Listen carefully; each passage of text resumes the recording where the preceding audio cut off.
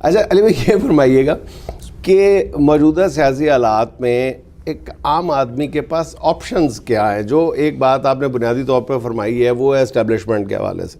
اب اگر ایک جماعت ایک وقت میں اسٹیبلشمنٹ کے بارے میں ایک رویہ رکھتی ہے، پھر وہ کچھ عرصے بعد اپنا موقف بدل لیتی ہے، دوسری جماعت اس کی جگہ لے لیتی ہے آ کے، اور یہ میوزیکل چیئر اسٹیبلشمنٹ اور سیاسی جماعتوں کا یہ کھیل جاری ہے.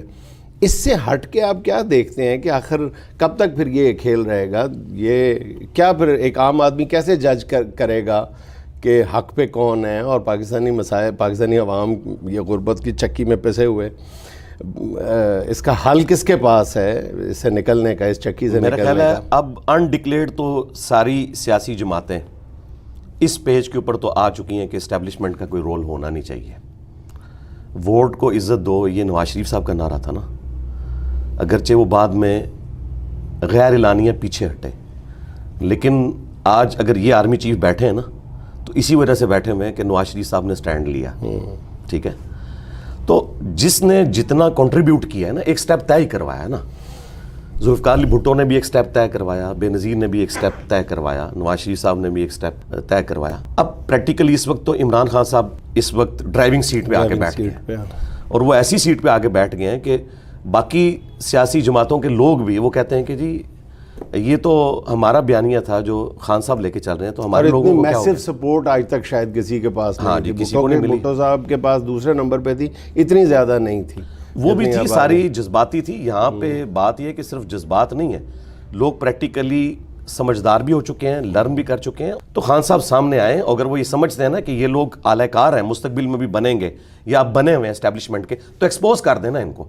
چارٹر آف ڈیموکریسی لکھیں اور کہیں کہ شہباز شریف صاحب آؤ سائن کرو اس کے اوپر، پھر عوام ان سے پوچھے گی اگر انہوں نے سائن کیا. چارٹر آف ڈیموکریسی پہلے بھی تو بنے نا. اصل بات تو جو مسئلہ نظر آتا ہے کہ اس پہ عمل درآمد کس نے کروانا ہے جب کوئی گارنٹر ہی نہیں ہوتا. اب چارٹر آف ڈیموکریسی میں پہلے ان دو جماعتوں نے طے کیا تھا کہ اس کی طرف نہیں جانا، اسٹیبلشمنٹ کی طرف نہیں دیکھنا، تو دونوں جماعتیں آج اسٹیبلشمنٹ کے پیروں میں بیٹھی ہوئی ہیں، بلکہ مقابلہ ہے کہ کون سی زیادہ ہے. تو پھر چارٹر آف ڈیموکریسی ایک اور ہو جائے گا تو نمبر آف جو چارٹرز ہیں انہی میں اضافہ ہوگا نا. یہ تو کوئی جب تک آپ جیسے لوگ جو ہیں وہ پبلک کو بتاتے نہیں ہیں، عوام کو بتاتے نہیں ہیں کہ حقیقی جمہوریت ہے کیا اور اسٹیبلشمنٹ کا کوئی رول نہیں بنتا، اور جو پبلک نے عوام اس جمہوریت کے ذریعے جس پہ آپ جیسے ماشاءاللہ جو علماء کرام ہیں ان کا بھی اتنا فرم بلیف ہے کہ الٹیمیٹلی یہ جمہوریت ہی ہے جس میں آگے بڑھنا ہے اور پنپنا ہے. تو پھر مطلب مسئلے کا حل کیسے نکلے گا؟ ایک اور چارٹر آف ڈیموکریسی ہو جائے گا، اس پہ بھی عمل نہیں ہوگا.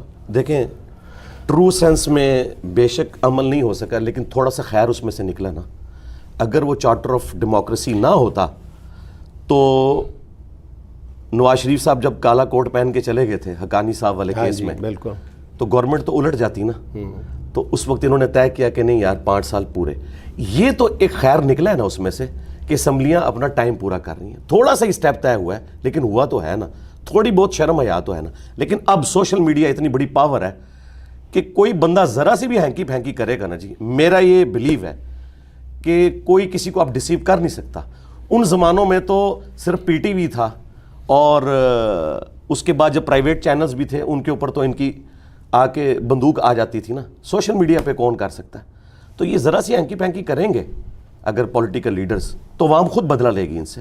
اب میرے خیال ہے حالات ایسے سازگار ہیں. سوشل میڈیا وہ ایک ایسٹ ہے کہ جس کی بنیاد پہ میں کہہ سکتا ہوں کہ اب جو بھی ہینکی پھینکی کرے گا نا چارٹر آف ڈیموکریسی سے یا اکانومی سے، عوام خود بدلہ لے گی اس سے، اور وہ یہ لے گی کہ ووٹ کے ذریعے فیصلہ کر دے گی. اچھا علی بھائی، آپ نے فرمایا کہ جی سیاست میں آنے پہ تو کٹ ہے، بالکل. اس کی جسٹیفیکیشن کیا ہے؟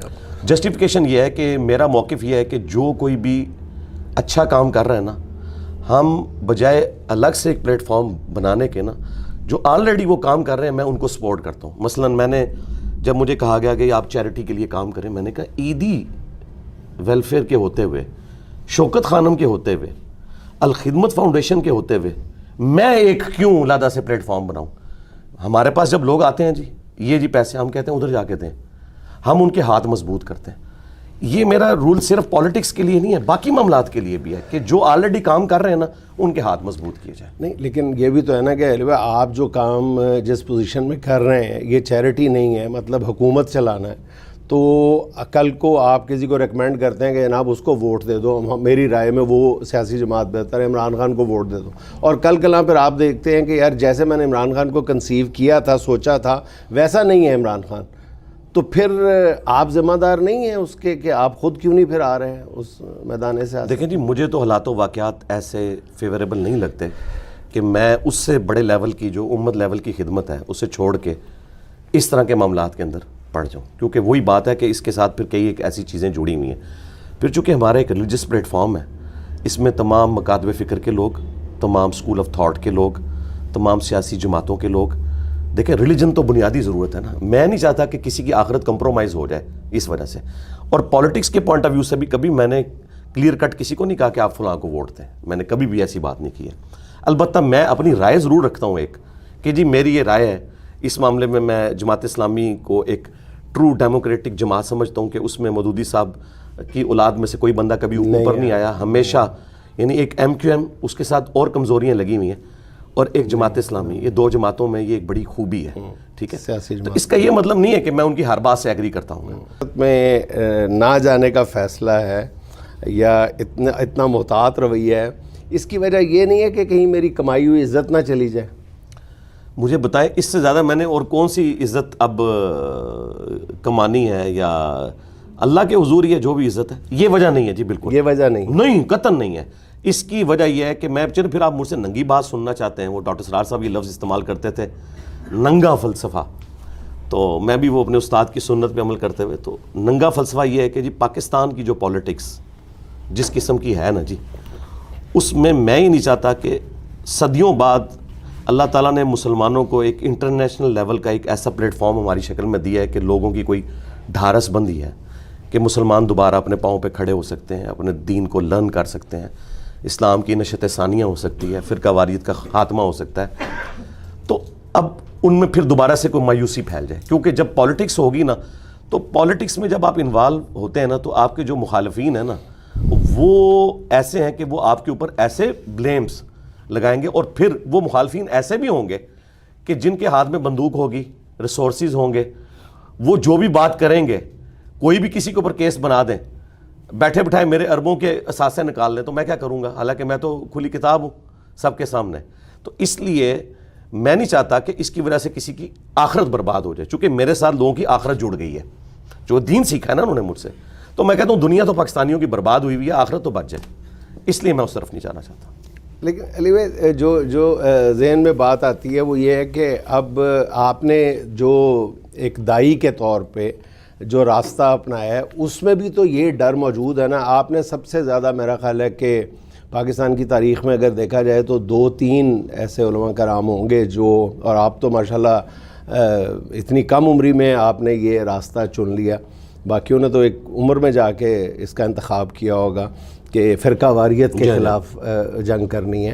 اور وہ زیادہ پرخطر راستہ ہے، میری ذاتی رائے بنا کے وہ زیادہ پرخطر راستہ ہے کہ آپ جتنے زیادہ اخلاص کے ساتھ یہ بات کرتے ہیں، جتنے دبنگ انداز میں یہ بات کرتے ہیں، اتنا ہی سو کالڈ، میں کہہ رہا ہوں نام نہاد عزت، جو عزت جانے کا خطرہ جو ہے اس میں زیادہ ہے، وہ سیاست سے بھی زیادہ ہے. تو وہ اس راستے کا تو آپ نے انتخاب کر لیا جی. اس کی میں آپ کو اس کی وجہ سے آپ پہ غالباً 2 دفعہ آپ پر قاتلانہ حملے بھی ہو چکے ہیں، 3 دفعہ قیمت بھی چکانا پڑی ہے آپ کو. دیکھیں یہ میں قیمت چکانے کے لیے تیار ہوں، اور اس راہ میں جان بھی چلی جائے تو وہ سیدنا حسین بن علی کا قول ہے علیہ السلام کہ اگر زندگی کا اختتام موت ہی ہے تو شہادت سے بیسٹ آپشن کوئی نہیں ہے، کیونکہ یہ تو ٹائم مقرر ہے، وہ تو اپنے وقت پہ آنا ہے.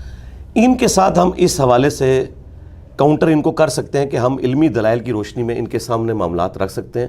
یہ کبھی اس ریڈ لائن کو کراس نہیں کر سکتے نا، کیونکہ انہوں نے اپنے اوپر جو نیکی کا لبادہ اوڑھا ہوا ہے نا، وہ تو نہیں اتار سکتے نا. اندر خانے جو مرضی کریں، اگر یہ مجھے آ کے کوئی اس طرح کے معاملات کریں گے، لوگ کہیں گے یار آپ عالم دین ہو کے اس طرح کی بات کر رہے ہو. لیکن جو وہ دوسری پارٹی ہے نا سیاست والی، ان کے اوپر تو کوئی بھی چیک نہیں ہے نا. اس حوالے سے میں بات کر رہا ہوں. تو میں چاہتا ہوں کہ ہم لوگوں کو گائیڈ کرتے رہیں. اور پھر آخری بات اس میں یہ ہے کہ قوم میں کچھ بڑے ایسے ہونے چاہیے جن کی بات کو سارے رسپیکٹ تھے، جو اس وقت تو میری نظر میں اب کوئی نہیں بچا. ایک طارق جمیل صاحب بچے تھے، لیکن ان کے ساتھ بھی جو کچھ معاملات ہوئے، میں چاہتا ہوں کہ ایسے لوگ ہر قوم میں ہونے چاہیے کہ جن کی بات سب لوگ سنیں، ईदी साहब थे, वो कोई जमात तो नहीं ज्वाइन की हुई थी उन्होंने, लेकिन उनकी बात को लोग वजन देते थे। तो आप हम ये guide तो कर समझते रहे हैं कि जो अनकॉन्ट्रोवर्शियल नॉन कॉन्ट्रोवर्शियल लोग हैं वो ज़्यादा सोसाइटी को ऐसन अंदाज में डिलीवर कर सकते हैं? हाँ जी, इस एतबार से कि सियासत वो से हट के। सच्चे हों। यानी जिस तरह मेरे बारे में अब कॉन्सेप्ट ये है कि किसी ਨੂੰ नहीं छोड़ता जी, किसी का लिहाज नहीं करता जी, वो उन्हें जड़ी भी शायद तक नहीं उन्हें कह देना है। ये वो बातें जो हमारे मुखालफीन भी निजी महफिलों में करते हैं, ठीक है, सामने आके जो मर्जी करें, लेकिन उन्हें ये पता है ये कॉन्सेप्ट जो है ना, ये बहुत बड़ा एसेट है किसी नेशन का।